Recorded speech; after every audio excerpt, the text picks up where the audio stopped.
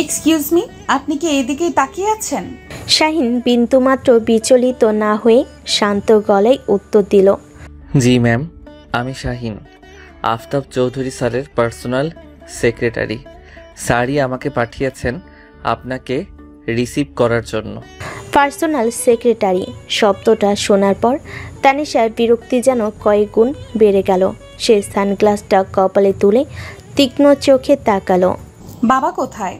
তার আসার কথা ছিল, আমি 2 বছর পর দেশে ফিরছি, আর তার সাথে একটা জরুরি মিটিং। আমার চেয়েও বড় হয়ে গেল। স্যার শেষ মুহূর্ত পর্যন্ত চেষ্টা করেছিলেন ম্যাম, কিন্তু জাপানের বায়ারদের সাথে মিটিংটা কোনোভাবেই পেছানো সম্ভব ছিল না। স্যার আপনার জন্য দুঃখ প্রকাশ করেছেন। ও রিয়েলি? দুঃখ প্রকাশ করেছেন? আর সেই দুঃখের কথাবার্তা দেওয়ার জন্য পাঠিয়েছেন আপনাকে? সিরিয়াসলি? আমার বাবা তার মেয়ের জন্য তার পিএসকে পাঠিয়েছেন? আপনার দিকে তাকিয়ে তো মনে হচ্ছে আপনি অফিসের কোনো পিয়ন বা ড্রাইভার হবেন। ম্যাম, স্যারের পিএস হওয়ার জন্য কোনো নির্দিষ্ট ড্রেস কোড আছে বলে আমার জানা ছিল না। আমি ভেবেছিলাম কাজটাই আসল, পোশাক নয়। আর ড্রাইভার সাহেব তো গাড়িতেই আছেন। তানিশা এমন উত্তর আশা করেনি। সে ভেবেছিল লোকটা হয়তো মাথা নিচু করে চুপ করে থাকবে, কিন্তু শাহিনের শান্ত জবাব তার অহংকারের যেন আরেকটু আঘাত করলো। বেশি কথা বলবেন না। আপনার কাজ আমাকে এখান থেকে বাড়িতে নিয়ে যাওয়া, লেকচার দেওয়া না। আমার লাগেজগুলো কোথায়? আমি ওদিকেই যাচ্ছিলাম ম্যাম। আপনি যদি অনুমতি দেন আমি আপনার ট্রলিটা নিতে পারি। থাক, আপনাকে কষ্ট করতে হবে না। আমার জিনিস আমি নিতে পারবো।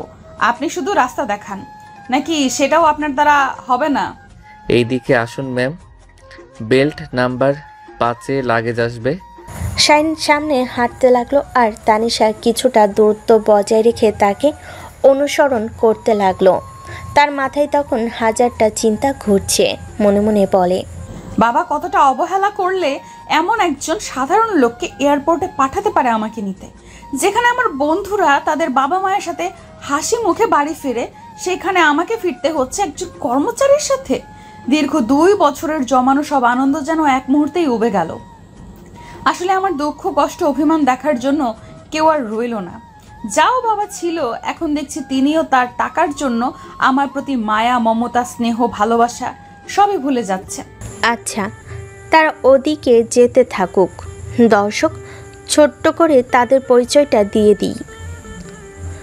জুলাইয়ের এক দুপুরে হজরত শাহজালাল আন্তর্জাতিক বিমানবন্দরের ব্যস্ত ভিআইপি লাউঞ্জের বাইরে স্থির হয়ে দাঁড়িয়েছিল গল্পের নায়ক শাহিন, বিজনেসম্যান আফতাব চৌধুরীর পার্সোনাল সেক্রেটারি। তার পরনে ছিল সাধারণ আকাশি শার্টার কালো প্যান্ট।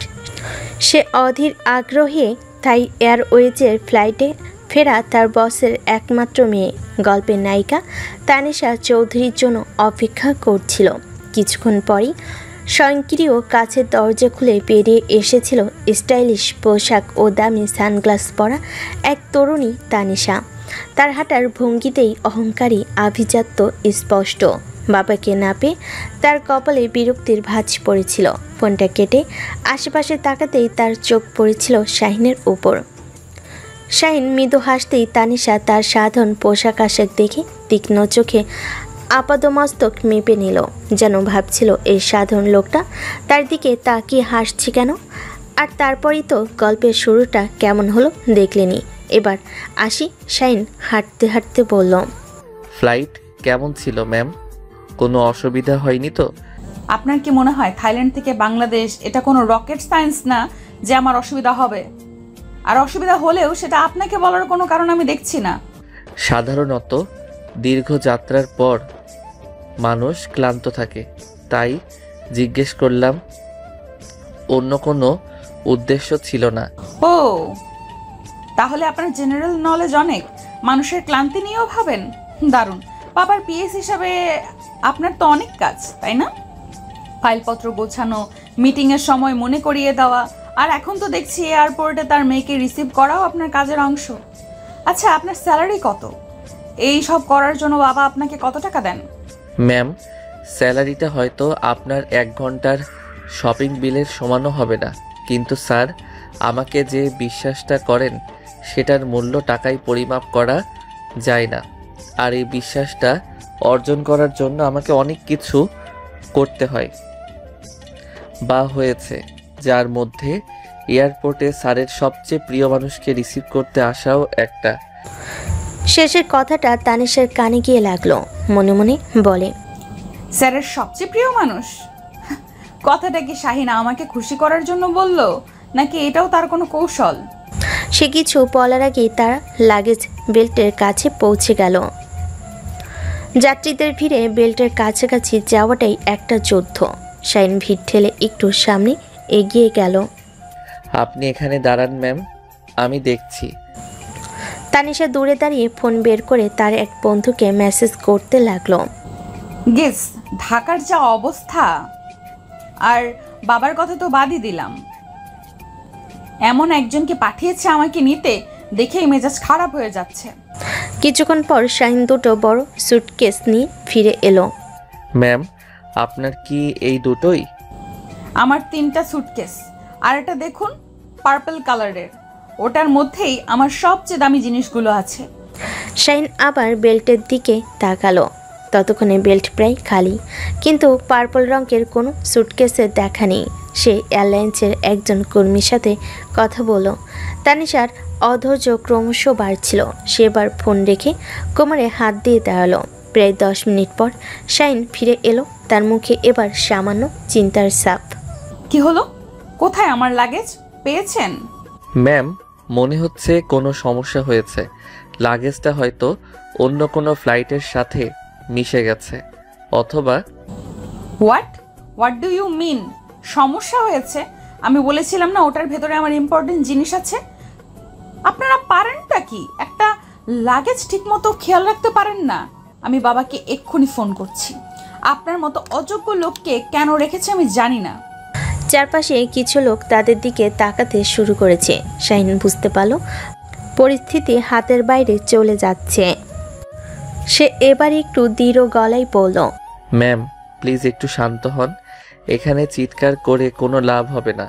আমি অলরেডি কমপ্লেইন ডেস্কে কথা বলেছি। আপনি বরং আপনার লাগেজের ট্যাগ নাম্বারটা দিন, আমি দেখছি বিষয়টা। তানিশার আগে গজগজ করতে করতে তার ব্যাগ থেকে একটা ছোট্ট কাগজ বের করে শাহিনের দিকে ছুঁড়ে মারল। শাহিন কাগজটা তুলে নিল। তার চেহারায় রাগ, অপমান বা ভয় কোনোটারই চিহ্ন নেই। সে শুধু শান্তভাবে মাথা নেড়ে কমপ্লেন ডেস্কের দিকে এগিয়ে গেল।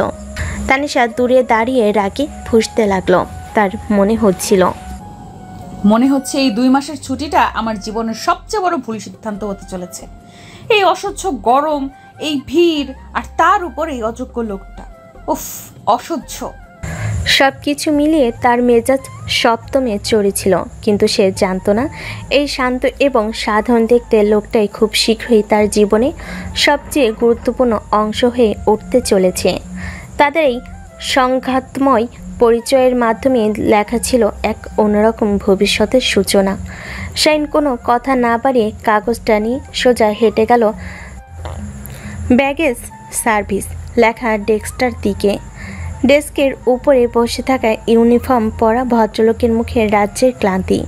শাহিনকে দেখে তিনি দায়সারাভাবে তাকালেন। তানিশা একটু দূরে দাঁড়িয়ে কাজ ঝাঁকিয়ে তার বাবাকে ফোন লাগানোর চেষ্টা করলো, কিন্তু বাবার ফোন যথারীতি ব্যস্ত। রাগে তার শরীর জ্বলে যাচ্ছিল। সে ফোনটা ব্যাগে ছুঁড়ে ফেলে দিয়ে শাহিনীর দিকে এগিয়ে গেল। মনে মনে বলে, দেখাই যাক বাবা যাকে এত বিশ্বাস করে নিয়োগ দিয়েছেন সে কতটুকু যোগ্যতা রাখে। তানিশা কাছে গিয়ে শুনতে পেল শাহিন খুব শান্তভাবে কথা বলছে। আসসালামু আলাইকুম রাশেদ ভাই, কেমন আছেন? ডেস্কের লোকটি রাশেদ অবাক হয়ে শাহিনের দিকে তাকালো। শত শত বিরক্ত যাত্রীর মাঝে এমন শান্ত সম্ভাষণ সে আশা করেনি। ওয়ালাইকুম সালাম। জি ভালো, বলুন কিভাবে সাহায্য করতে পারে? আমার নাম শাহিন, আমি আফতাব চৌধুরীর বিয়ে। আমাদের ম্যাডাম আজ থাইল্যান্ড থেকে ফিরেছেন, ফ্লাইট TG321। ওনার 3টা লাগেজের মধ্যে 2টো পাওয়া গেছে, কিন্তু একটা পার্পল রঙের সুটকেস এখনো আসেনি। রাশেদ কম্পিউটারে কিছু একটা টাইপ করতে করতে বলল, ট্রেন নাম্বারটা দিন। শাহিন কাগজটা এগিয়ে দিল।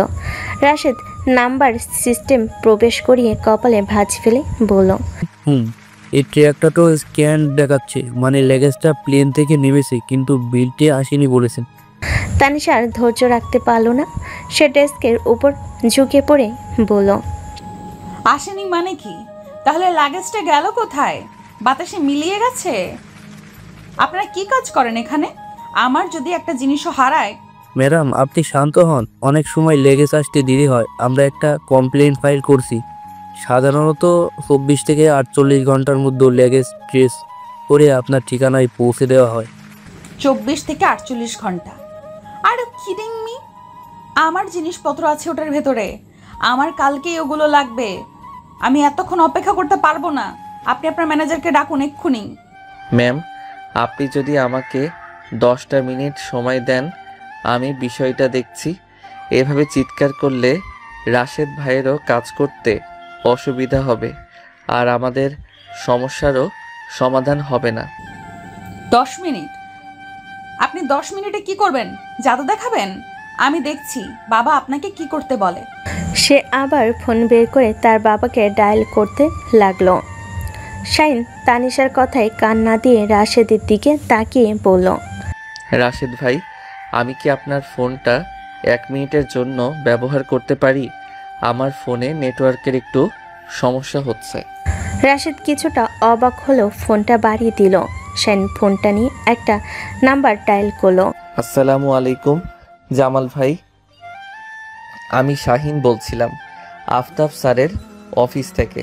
জি ভাই, ভালো আছি। একটা ছোট ব্যাপারে আপনার সাহায্য দরকার ছিল। আমাদের ম্যাডাম আজ TG321 ফ্লাইটে এসেছেন। ওনার একটা পার্পল রঙের স্যুটকেস পাওয়া যাচ্ছে না। ট্যাগ নাম্বারটা হলো। শাহিন ট্যাগ নাম্বারটা বলে একটু থামলো। আমার ধারণা লাগেজটা ভুল করে ডোমেস্টিক অ্যারাইভেলের বেল্টে চলে যেতে পারে। প্রায়ই তো এমনটা হয়। আপনি যদি আপনার কাউকে দিয়ে একটু ওদিকটা চেক করাতেন খুব উপকার হতো। স্যুটকেসটার উপরে একটা হলুদ রঙের রিবন বাঁধা আছে। ফোনে ওপাশে কিছুক্ষণ কথা হলো। অনেক ধন্যবাদ জামাল ভাই, আমি আপনার ফোনের অপেক্ষায় রইলাম। আসসালামু আলাইকুম, রাখছি। শাহিন ফোনটা রেখে রাশেদকে ফেরত দিল। ধন্যবাদ রাশেদ ভাই। ততক্ষণে তানিশার ফোন করা শেষ।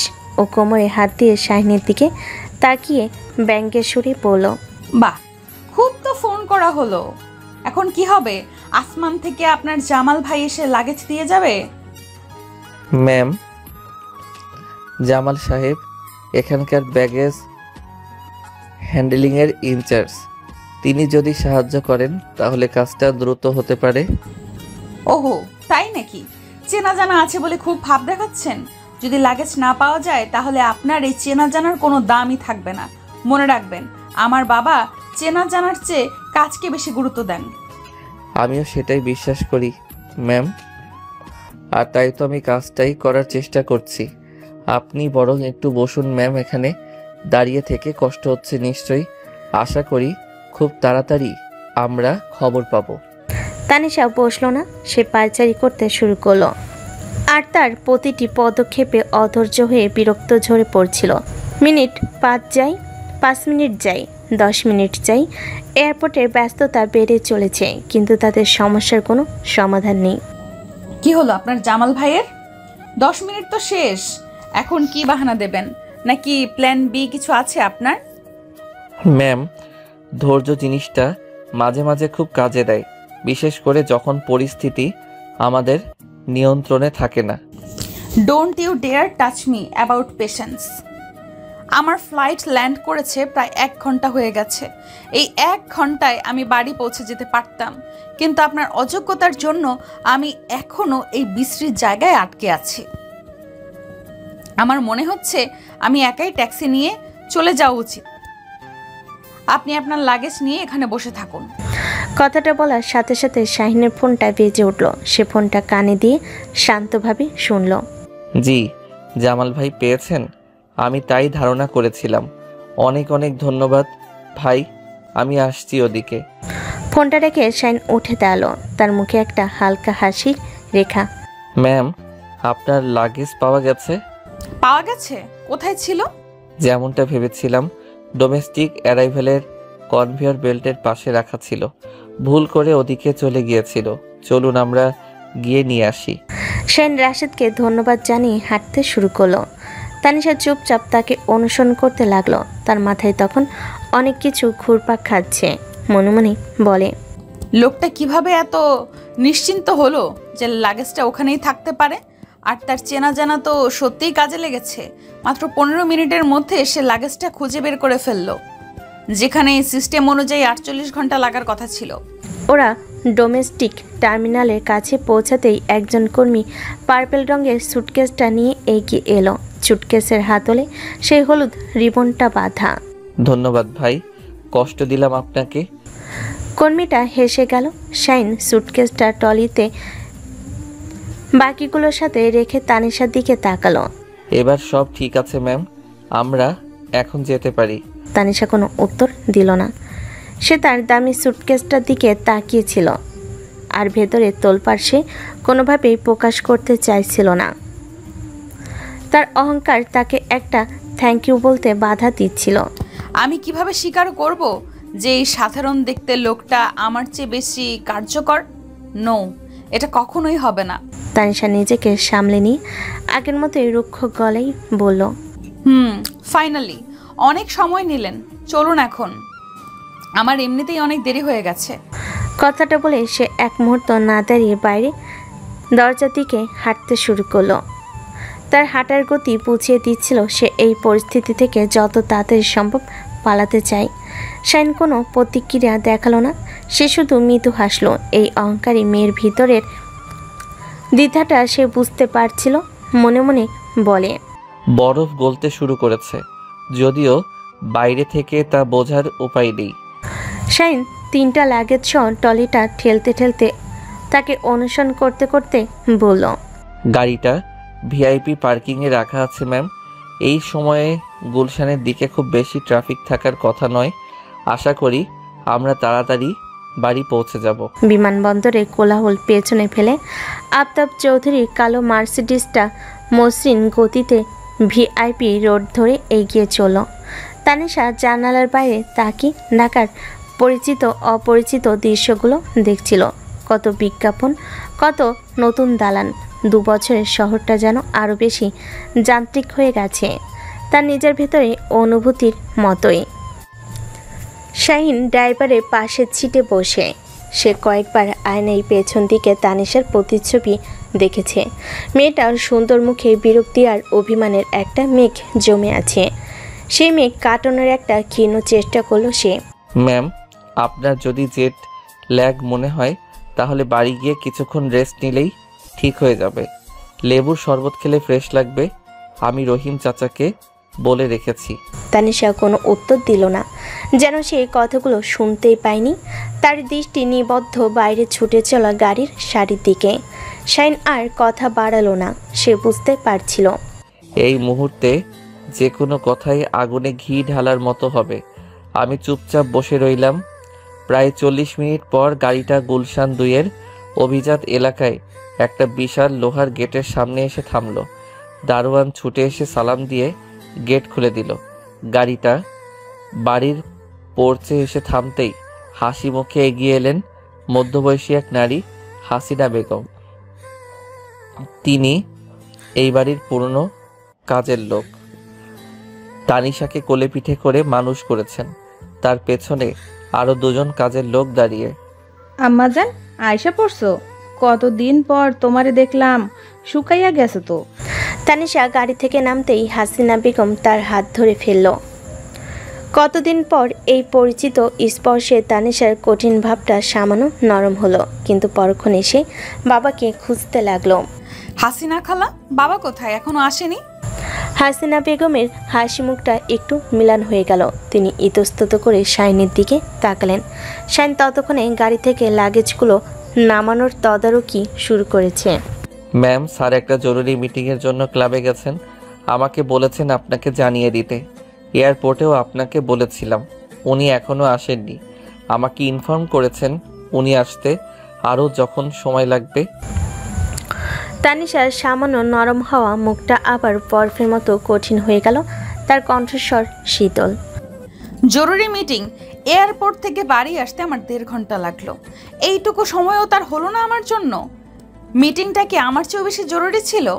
ম্যাম, বায়াররা আজ রাতেই চলে যাবেন। মিটিংটা বেশ কিছুদিন ধরেই পেন্ডিং ছিল। স্যার আপনাকে বলেছেন তিনি ফিরেই আপনার সাথে কথা বলবেন। আপনার জন্য একটা সারপ্রাইজও আছে। সারপ্রাইজ? ওয়াও! আমার বাবা কি সবসময় টাকার অঙ্কে ভালোবাসা প্রকাশ করতে পছন্দ করেন? হয়তো নতুন কোনো গাড়ি কিনে রেখেছেন, তাই না? কিংবা দামি কোনো গহনা। তাকে গিয়ে বলবেন আমার এইসবের কিছুই লাগবে না, আমার শুধু তাকে লাগতো কয়েকটা মুহূর্তের জন্য। কথাগুলো প্রায় চিৎকার করে বলে সে আর এক মুহূর্ত দাঁড়ালো না, হনন করে হেঁটে বাড়ির ভিতর চলে গেল। তার পেছনে হাসিনা বেগম বলল, আম্মাজান শোনো। শাইন একটা দীর্ঘশ্বাস পেল। সে জানতো পরিস্থিতি এমনই হবে।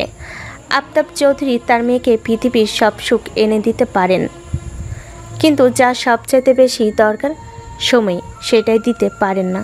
তানিশা সোজা তার ঘরে চলে গেল। বিশাল ঘরটায় নতুন করে সাজানো হয়েছে, আধুনিক আসবাবপত্র, দামি পেন্টিং, কিন্তু কোনো কিছুতে প্রাণের ছোঁয়া নেই। সব কিছুই যেন একটা হোটেলের ছুটের মতো নিখুঁত, অনুভূতিহীন। সে বারান্দার দরজাটা খুলে দাঁড়ালো। এখান থেকে তাদের সুন্দর বাগানটা দেখা যায়। ছোটবেলায় আমি এই বাগানেই বাবার হাত ধরে প্রজাপতির পেছনে ছুটতাম। আজ সেই বাগানটা আছে, কিন্তু বাবার হাতটা নেই। আর মা ওনার স্নেহ পাওয়ার আগেই তো আমাকে একা করে দিয়ে অনেক দূরে চলে গেলেন, যেখান থেকে চাইলেও আমি ওনার ভালোবাসা আর পাবো না। আমার জীবনটা কি এইভাবেই কেটে যাবে, নাকি এমন কেউ আসবে আমার লাইফে যে মা বাবা দুজনের ভালোবাসা সে একাই দিতে পারবে? কিছুক্ষণ পর তার ফোনটা বেজে উঠল। স্ক্রিনে বাবা নামটা ভাসছে। সে ফোনটা রিসিভ করলো। হ্যালো। হ্যালো মা, পৌঁছেছিস? সরি রে মা, আমি থাকতে পারলাম না, হঠাৎ করেই। থাক বাবা, তোমাকে এক্সপ্লেন করতে হবে না, ইটস ওকে। তোমার কাজ আছে আমি বুঝি, নতুন কিছু না এটা আমার জন্য। প্লিজ মা, মন খারাপ করিস না, আমি ঘন্টা 2-1-এর মধ্যেই ফিরছি। তোর পছন্দের সব রান্না করতে বলেছি, শাহিন সব ব্যবস্থা করেছে। তোর কোনো অসুবিধা হচ্ছে না তো? আমার অসুবিধা হলে সেটা দেখার জন্য তো তোমার বেতনভুক্ত কর্মচারী আছেই, তাই না? তোমার চিন্তা করতে হবে না। তুমি তোমার মিটিং করো, আমি টায়ার্ড, এখন রেস্ট নেব, পরে কথা হবে। সে ফোনটা কেটে দিয়ে বিছানায় ছুঁড়ে ফেলল। তার চোখে পানি চলে এসেছে, কিন্তু সে কাঁদবে না। অহংকার তাকে কাঁদতে দেয় না। প্রায় 2 ঘন্টা পর রাতের খাবারের জন্য হাসিনা বেগম তাকে ডাকতে এলেন। তানিশা ফ্রেশ হয়ে নিচে নামলো।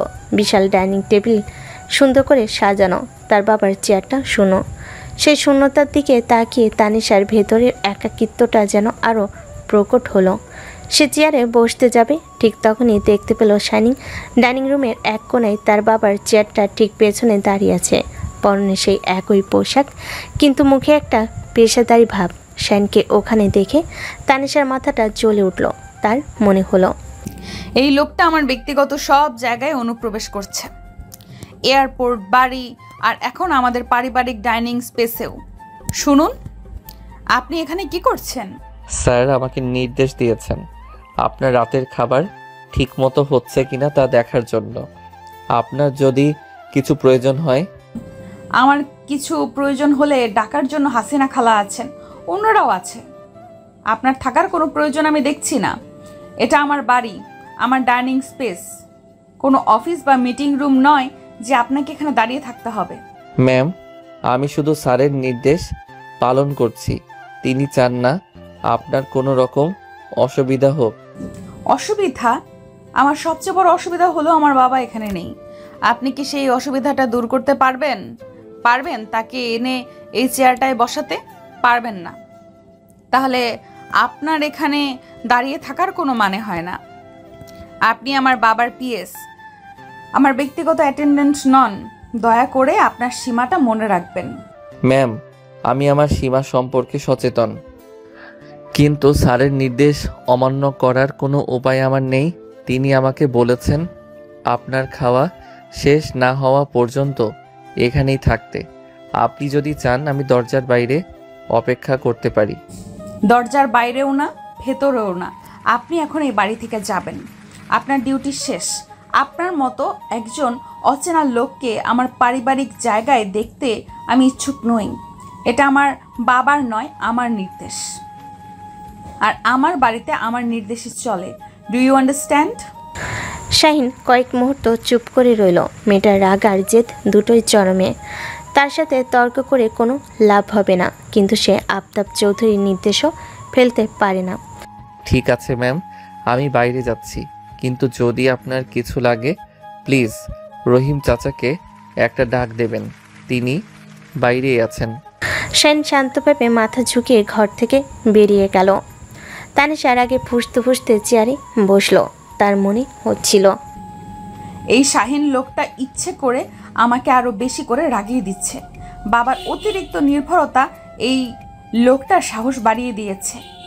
এর একটা ভয়ঙ্কর ব্যবস্থা করতেই হবে। সে শূন্য চেয়ারটার দিকে তাকিয়ে রইল। এই দৃশ্যটা যেন তার পুরো জীবনের প্রতিচ্ছবি। বিশাল আয়োজন, কিন্তু আমার ভালোবাসার মানুষটাই অনুপস্থিত। আর সেই শূন্যস্থান পূরণ করার সময় সব সময় দাঁড়িয়ে থাকে কিছু বেতনভুক্ত কর্মচারী। ধুর, এটা কোনো জীবন হলো? কিছুই খাবো না আমি। এই চিন্তাটা তাকে আরও বেশি বিষণ্ণ করে তুলল। ঠিক তখনই রহিম চাচা বাড়ির প্রধান রাঁধুনি রাতের খাবারের টলি নিয়ে প্রবেশ করলো। খাবারের ঢাকনাগুলো খুলতেই পুরো ঘরটা সুগন্ধে ভরে গেল।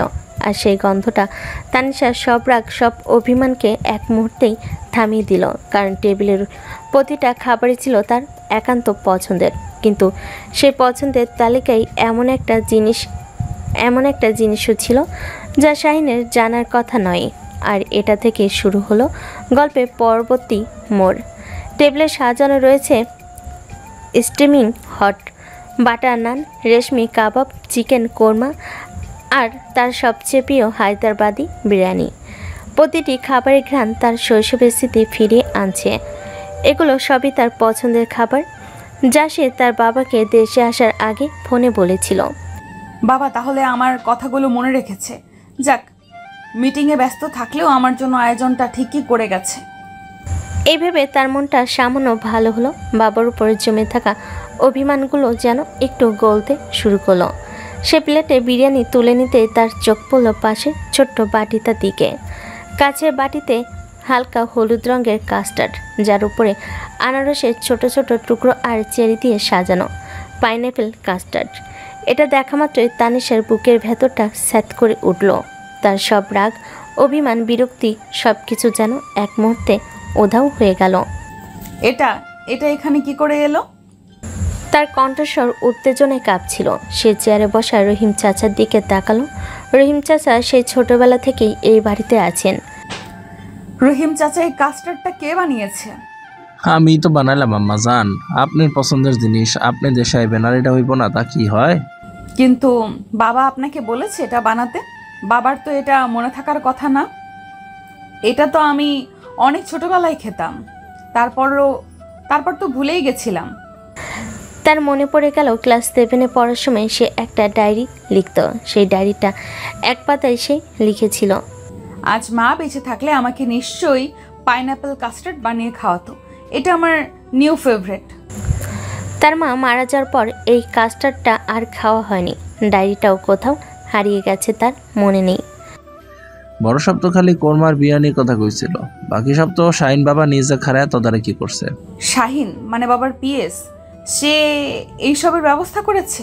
কিন্তু সে কিভাবে জানবে আমার পছন্দের কথা আর এই কাস্টার্ডের কথা? এটা তো অসম্ভব। হ্যাঁ আম্মা জান, শাহিন বাবাই তো দুপুরে আমারে ফোন দিয়ে লম্বা একটা লিস্ট ধরাইয়া দিল। কইলো চাচা ম্যাডাম 2 বছর পর দেশে ফিরতেছে, তার যেন মনে হয় নিজের বাড়িতেই আসতেছে, কোনো হোটেলে না। তার পছন্দের প্রত্যেকটা জিনিস যেন টেবিলে থাকে। আমি তো কইলাম বড় সব তো খালি 2-3টা আইটেমের কথা কইলো। তখন শাহিন বাবা কইলো। রহিম চাচা একটু থামলেন, যেন কিছু একটা মনে করার চেষ্টা করলেন। কি বলল সে? বাবা কইলো বড় স্যার তো বাবা, তার সব কথা মানে নাও থাকতে পারে, কিন্তু আমরা যারা বাড়ির লোক আমাদের তো মনে রাখতে হইব।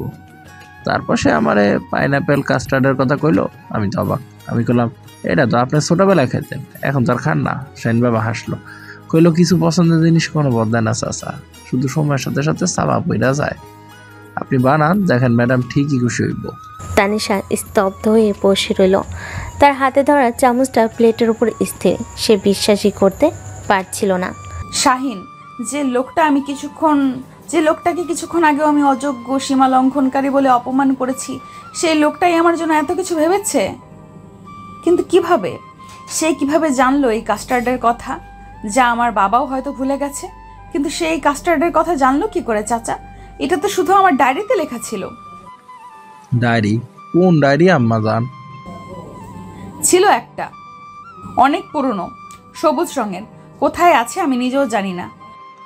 ওহ, মনে পড়ছে, মাসখানেক আগে আপনার পুরান ঘরটা পরিষ্কার করার সময় শাহিন বাবা এক গাদা পুরান বইপত্র কাগজপত্র গুছায় দিছিল। হয়তো ওইখানেই পাইছে। বাবা তো খুব যত্ন করে সব জিনিস গুছায়। স্যারের অফিসের কাগজের মতো আপনার পুরান জিনিসও তার কাছে দামি। তানিশার মাথাটা ভো ভো করতে লাগলো। তাহলে শাহিন তার ব্যক্তিগত ডায়েরি পড়েছে?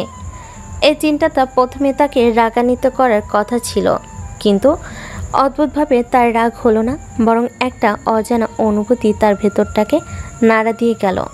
মনে মনে বলে, লোকটা আমার ডায়েরি পড়েছে, কিন্তু সেটা নিয়ে কোনো বাজে মন্তব্য করিনি বা সুযোগ নেওয়ার চেষ্টা করিনি, বরং আমার সবচেয়ে ব্যক্তিগত হারিয়ে যাওয়া একটা ইচ্ছাকে এইভাবে নীরবে পূরণ করে দিয়েছে। সে এক চামচ কাস্টার্ড মুখে দিল। সাথে সাথে তার চোখ দুটো পানিতে ভরে উঠল। সেই ছোটবেলার স্বাদ, সেই মায়ের হাতের ছোঁয়ার স্মৃতি, সব কিছু যেন এক মুহূর্তে জীবন্ত হয়ে উঠল। এই যত্ন, এই আন্তরিকতা সে তার বাবার কাছ থেকে আশা করেছিল, কিন্তু পেল এমন একজনের কাছ থেকে যাকে সে তার জগতের অংশই মনে করে না। এই অপ্রত্যাশিত যত্ন তানিশার কঠিন অহংকারের দেওয়ালে প্রথমবারের মতো একটা জোরালো ধাক্কা দিল। সে বুঝতে পারল, শাহিনকে যতটা সাধারণ আর বিরক্ত ভেবেছিলাম, লোকটা আসলে ততটা সাধারণ নয়। তার শান্ত চেহারার আড়ালে একটা গভীর পর্যবেক্ষণ ক্ষমতা আর অন্যের প্রতি যত্ন নেওয়ার এক অসামান্য গুণ লুকিয়ে আছে। সে ধীরে ধীরে খেতে খেতে প্রায় নিজেকেই প্রশ্ন করল, আচ্ছা রহিম চাচা, এই লোকটা মানে শাহিন, সে কি সবসময় এমন? কোনো মাম্মা জান, মানে এত শান্ত, এত গোছানো, আমি এত বাজে ব্যবহার করলাম, তাও তার মুখে কোনো রাগের ছাপ দেখলাম না। শাহিন বাবা তো এক টুকরা হীরা আম্মা জান। বড় স্যারের ছায়া হয়ে থাকে, অফিসে সব সামলায়। আবার এই বাড়ির দিকেও তার খেয়াল। স্যারের প্রেশার, সুগার মাপার সময় তার মনে থাকে। আপনি তো জানেন, বড় সাহেব নিজের দিকে খেয়াল রাখে না। শাহিন বাবা না থাকলে যে কি হইতো। আর রাগ, আমি তো গত 3 বছরে তারে কোনোদিন গলা উঁচা করে কথা কইতেও শুনি নাই। তানিশা চুপ করে শুনছিল। তার প্লেটে বিরিয়ানি ঠান্ডা হয়ে যাচ্ছিল, কিন্তু সে কাস্টার্ডের বাটিটা ছাড়তে পারছিল না। প্রতিটা চামচ যেন তার ভেতরে বরফ গলাচ্ছিল। সে প্রথমবার অনুভব করলো শাহিনের প্রতি তার বিরক্তিটা আসলে বিরক্তি নয়, হয়তো অন্য কিছু, হয়তো নিজে বাবার জায়গায় অন্য একজনের এতটা দায়িত্বশীল ভূমিকা দেখে তার ভেতরটা মেনে নিতে পারছিল না। খাওয়া শেষ করে সে যখন নিজের ঘরে ফিরছিল, তখন ড্রয়িং রুমের সোফায় রাখা একটা ফাইল তার চোখে পড়ল। সে এগিয়ে গিয়ে দেখল ফাইলের উপর লেখা তানিশা ম্যামস 2 months প্ল্যান। কৌতূহলবশত সে ফাইলটা খুলল। ভেতরের কাগজগুলোতে আগামী 2 মাসে তার সম্ভাব্য ঘোরাঘুরির জায়গা, বন্ধুদের সাথে দেখা করার শিডিউল, এমনকি তার পছন্দের বাইরের দোকান বা কফি শপের তালিকাও করে রাখা। আর এই সব কিছু করেছে শাহিন। এই মিটিকিউলিয়াস প্ল্যানিং, এই নীরব যন্ত্র তানিশার কঠিন মনের গভীরে প্রথম ভাগের মতো একটি নরম অনুভূতির জন্ম দিল। সে ফাইলটা হাতে নিয়ে নিজের ঘরের দিকে এগিয়ে গেল। এখন তার বিরক্তিটা রূপান্তরিত হয়েছে এক গভীর কৌতূহলে। কে এই শাহিন? রাতের ঘটনার পর 2 দিন কেটে গেছে। তানিশার মনটা এখন অদ্ভুত দোলাচলে দুলছিল। শাহিনের প্রতি তার যেন তীব্র বিরক্ত ছিল, কিন্তু শাহিনের প্রতি তার যে তীব্র বিরক্তি ছিল সেটা এখন অনেকটাই কমে এসেছে। তার জায়গায় তৈরি হয়েছে এক মিশ্র অনুভূতি, একদিকে কৌতূহল, অন্যদিকে এক ধরনের অস্বস্তি। সে শাহিনের মুখোমুখি হতে চাইছিল না, তাই এই 2 দিন সে বাড়ি থেকে বের হয়নি। 3য় দিন বিকেলে তার ক্লোজ ফ্রেন্ড সাদিয়া ফোন করলো। হ্যালো ম্যাডাম, কি দেশে ফিরেছেন নাকি এখনও থাইল্যান্ডের স্বপ্নে বিভোর? আরে না, চলে এসেছি। তোকে ফোন করতাম ভাবছিলাম। কেমন আছিস তুই? আমি দারুণ, তুই কেমন? শোন, আজ বিকেলে যমুনা ফিউচার পার্কে আমাদের গ্যাংয়ের সবাই মিট করছে। নতুন একটা মুভি এসেছে, দেখবো। তারপর শপিং আর ডিনার। তোকে কিন্তু আসতেই হবে, নো এক্সকিউজ। বন্ধুদের সাথে দেখা করার কথা শুনে তানিশার মনটা ভালো হয়ে গেল। সে সাথে সাথেই রাজি হয়ে গেল। ওকে ডান, আমি আসছি। কখন? বিকেল 5টায়? ফোনটা রেখে তানিশা তৈরি হতে শুরু করলো, কিন্তু তখনই তার মনে পড়ল বাবা তো একা কোথাও যেতে দিতে চাইবেন না, তার মানে আমার সাথে শাহিন যাবে। এই চিন্তাটা তাকে আবার অস্বস্তিতে ফেলে দিল। সে কি শাহিনের সাথে স্বাভাবিক আচরণ করতে পারবে? ঠিক বিকেল 4টার সময় শাহিনের ঘরের দরজায় নক করলো। ম্যাম, আপনি কি বাইরে যাবেন? গাড়ি রেডি করতে বলবো? তানিশা দরজা খুলে দেখলো শাহিন দাঁড়িয়ে আছে। আজ তার পরনে একটা অফ হোয়াইট শার্ট আর ফর্মাল ট্রাউজার। তাকে আগের চেয়েও বেশি পরিপাটি লাগছে। তানিশা সরাসরি তার চোখের দিকে তাকাতে পারছিল না। হ্যাঁ, আমি যমুনা ফিউচার পার্কে যাব, বন্ধুদের সাথে দেখা করব। ঠিক আছে ম্যাম, আমি নিচে অপেক্ষা করছি। আপনার হয়ে গেলে চলে আসুন। শাহিন শান্তভাবে কথাগুলো বলে চলে গেল। তার আচরণে কোনো পরিবর্তন নেই। বিকাল 5টায় যমুনার ফিউচার পার্কের বিশাল লবিতে তখন উপচে পড়া ভিড়। তানিশা গাড়ি থেকে নামতেই তার বন্ধুরা সাদিয়া, রিফাত আর নেহা ছুটে এলো। এতদিন পর বন্ধুদের পেয়ে সে অস্বস্তি ভুলে গেল। ওয়াও তানিশা, তোকে তো একদম ফরেন মডেল লাগছে। কি ব্যাপার, আমাদের ভুলে যাসনি তো? তোদের কি ভোলা যায় নাকি? তোরা কেমন আছিস বল? তারা যখন গল্পে মেতে উঠেছে তখন শাহিন গাড়ি পার্ক করে তাদের দিকে এগিয়ে এলো। তার হাতে তানিশার হ্যান্ডব্যাগ আর একটা পানির বোতল। সে কিছুটা দূরত্ব বজায় রেখে দাঁড়ালো। নেহা শাহিনকে দেখিয়ে বলল, ইনি কে তানিশা? তোর নতুন বয়ফ্রেন্ড নাকি? হ্যান্ডসাম তো। নেহার কথা শুনে তানিশা একটু অপ্রস্তুত হয়ে গেল। তার পুরনো অহংকারী সত্তারা যেন আবার জেগে উঠল। বন্ধুদের সামনে শাহিনকে সে কি পরিচয় দেবে? বাপের পিএস নাকি? Are you crazy? He is just assistant. বাবা পাঠিয়েছে আমার দেখাশোনা করার জন্য। ইউ নো বাবার ওভার প্রোটেক্টিভনেস। মুভি দেখার সময় শাহিন পেছনের সারিতে একাই বসেছিল, কিন্তু তার পুরো মনোযোগ ছিল তানিশার নিরাপত্তার দিকে। মুভি শেষে শুরু হলো তাদের কেনাকাটার পর্ব। তানিশা ইচ্ছে করে এক দোকান থেকে আরেক দোকানে ঘুরতে লাগলো। সে জানতো শাহিন তাকে অনুসরণ করবে। বন্ধুদের সামনে নিজের স্ট্যাটাস দেখানোর জন্য সে দামি দামি ব্র্যান্ডের দোকান থেকে ইচ্ছে মতো পোশাক, কসমেটিক আর জুতো কিনতে শুরু করলো। আর প্রতিবারই কেনাকাটার পর ব্যাগগুলো নির্দ্বিধায় শাহিনের দিকে বাড়িয়ে দিচ্ছিল। এটা ধরুন তো, আর দেখুন তো আমার পার্সটা কোথায়। একটা, দুটো, তিনটে দেখতে দেখতে শাহিনের 2 হাত শপিং ব্যাগে ভরে গেল। তার জন্য এমনভাবে ব্যাগ নিয়ে যাওয়াটা নিশ্চয়ই অস্বস্তিকর, কিন্তু তার মুখে বিরক্তির লেশমাত্র নেই। সে নীরবে হাসি মুখে ব্যাগগুলো সামলাচ্ছিল। রিফাত বিষয়টা লক্ষ্য করলো। সে তানিশার কানের কাছে এসে ফিস করে বলল, কিরে, লোকটাকে দিয়ে তো তুই পুলির মতো কাজ করাচ্ছিস বেচারা। কেন? এটা তো ওর ডিউটি। বাবা ওকে স্যালারি দেয় এসব করার জন্যই। যদিও মুখে সে কথাটা বলল, সে তার মনটা খচখচ করছিল। আর চোখে শাহিনের দিকে তাকালো। গরমে আর এতগুলো ব্যাগের ভারে শাহিনের কপালে বিন্দু বিন্দু ঘাম জমেছে, কিন্তু সে একটিবারও অভিযোগ করেনি। তানিশার উদ্দেশ্য ছিল বন্ধুদের, বিশেষ করে নেহার সামনে শাহিনকে ছোট্ট করে দেখানো। সে প্রমাণ করতে চেয়েছিল যে শাহিন তার একজন সাধারণ কর্মচারী ছাড়া আর কিছুই নয়। রাতে খাবারের পর সেই নরম মুহূর্তটা ছিল একটা দুর্ঘটনা মাত্র। তারা আড়ংয়ের শোরুমে ঢুকলো। কেনাকাটার এক পর্যায়ে তানিশার ফোন বেজে উঠল। সে ফোন নিয়ে কথা বলতে একটু দূরে সরে গেল। শাহিন ব্যাগগুলো একপাশে রেখে তার দিকে সতর্ক দৃষ্টি রাখছিল।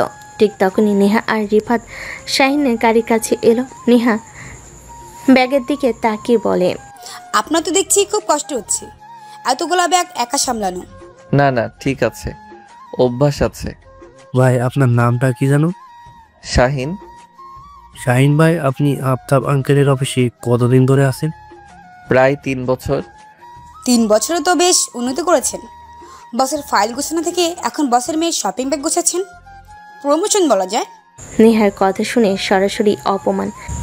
শাহিনের মুখের হাসিটা এক মুহূর্তের জন্য মিলিয়ে গেল। পরক্ষণে সে নিজেকে সামলে নিল।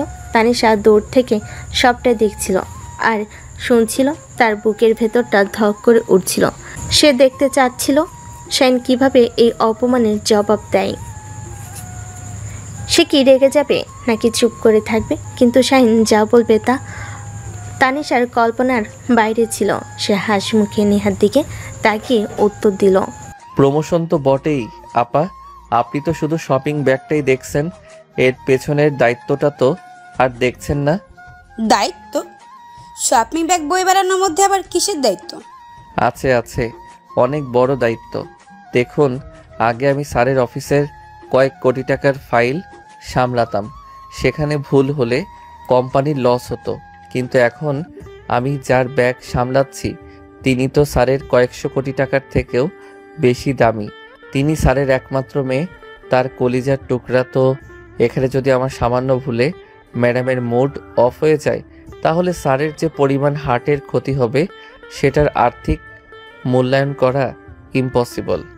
শাহিন এমনভাবে তার সাথে কথাগুলো বলছিল যে রিফাত তার সাদিয়ার হাসি চেপে রাখাই দায়ী হয়ে পড়ল। নেহা প্রথমে একটু থতমত খেয়ে গেলেও পরক্ষণে নিজেকে সামলে নিয়ে আবার আক্রমণ করার চেষ্টা করলো। বাহ, বেশ তো কথা বলতে পারেন। আপনার মতো স্মার্ট লোককে তো মার্কেটিংয়ে চাকরি দেওয়া উচিত। পিএস হিসেবে তো আপনাকে মানাচ্ছে না। ধন্যবাদ আপা, কিন্তু সমস্যা হলো মার্কেটিংয়ে চাকরি করলে তো আর এমন ভিআইপির সাথে ঘোরার সুযোগ পেতাম না। তাছাড়া ম্যাডামের মতো একজন বস পাওয়া তো ভাগ্যের ব্যাপার। বস? তানিশা আপনার বস নাকি শাহিন ভাই? অবশ্যই, আফতাব চৌধুরী তো আমার অফিসিয়াল বস, আর তানিশা ম্যাম হলেন বস অফ দ্য বস। স্যারের রিমোট কন্ট্রোল তো ম্যাডামের হাতেই থাকে। ম্যাডাম যদি একবার বলে, বাবা তোমার এই পিএসকে আমার পছন্দ না, তাহলে আমার 3 বছরের চাকরি 3 সেকেন্ডে শেষ হয়ে যাবে। তো সেই হিসেবে তিনিই তো আমার আসল বস, তাই না? শাহিনের কথাই এবার সাদিয়া আর রিফাত দুজনেই হো হো করে হেসে উঠল। আরঙের সামান্য কেদারাও তাদের দিকে তাকাচ্ছিল। নেহার মুখটা অপমানে লাল হয়ে গেছে।